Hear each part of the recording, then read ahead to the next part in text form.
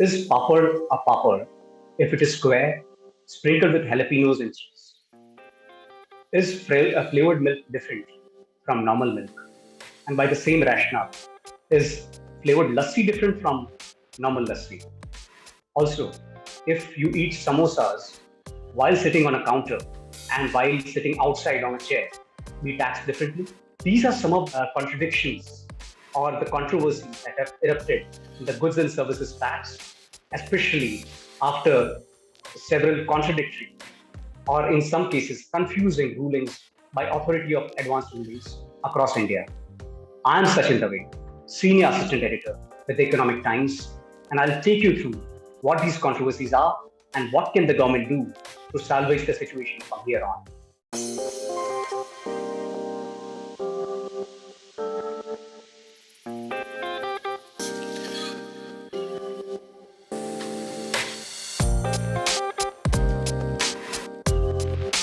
Now, goods and services tax regime is a very nuanced regime, but tax rates depends on not just the products used or the raw materials used in a particular product, but even the end use of the product.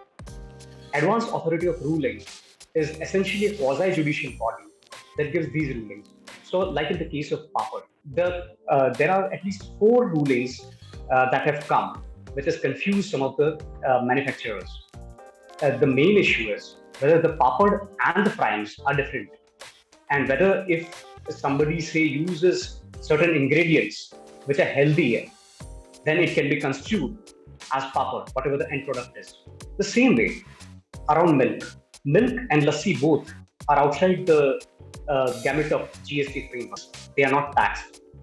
However, flavored milk is taxed at 12%, while lassi, that is the flavored lassi, should continue to remain outside GST framework. On the other hand, the recent AR ruling says that paratha should be taxed at 18%, while roti and chapati, also the byproduct of the same raw materials perhaps, should be taxed at 5%. These are the controversies which have also come because the product categorization as far as certain goods are concerned is not clear.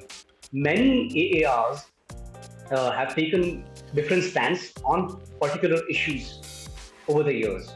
Now, the companies themselves are finding it difficult to navigate through these different rulings. And what is resulting is that every company is taking a stance as per their own convenience. And this could lead to some slippages.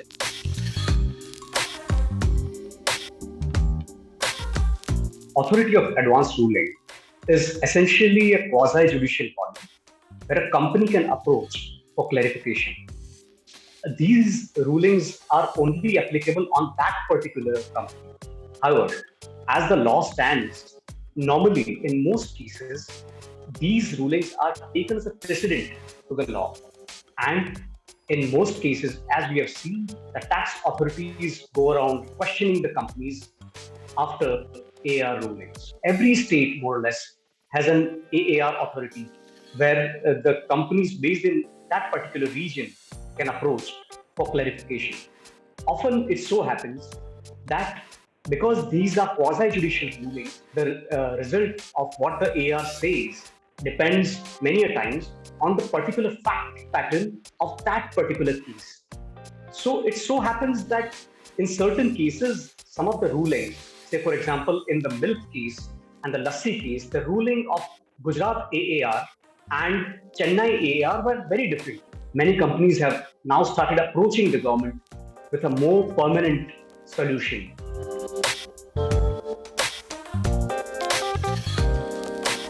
So many a times, what companies are doing is that they approach the AAR not directly, but through rather a very similar or small company which tends to seek clarification. When the clarification comes in this issue, they often change the fact pattern, which essentially means they change the way the product is categorized so as to escape from the ruling. As far as AAR is concerned, it can only give directive, and these rulings are only binding on the company that has approached it.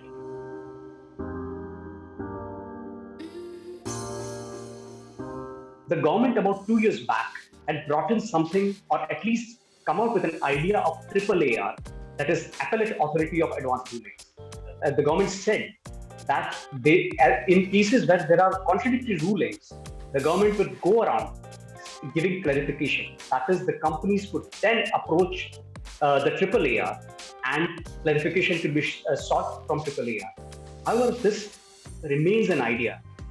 This has not fructified. Now, on the legislative side, many companies and tax experts are saying the government should do what it has always promised. That is the rate rationalization. Now, if the government were to reduce the number of taxes, say for example, whether roti and paratha both are taxed at 12%, then half of these controversies, or a large part of these controversies, will be sorted out.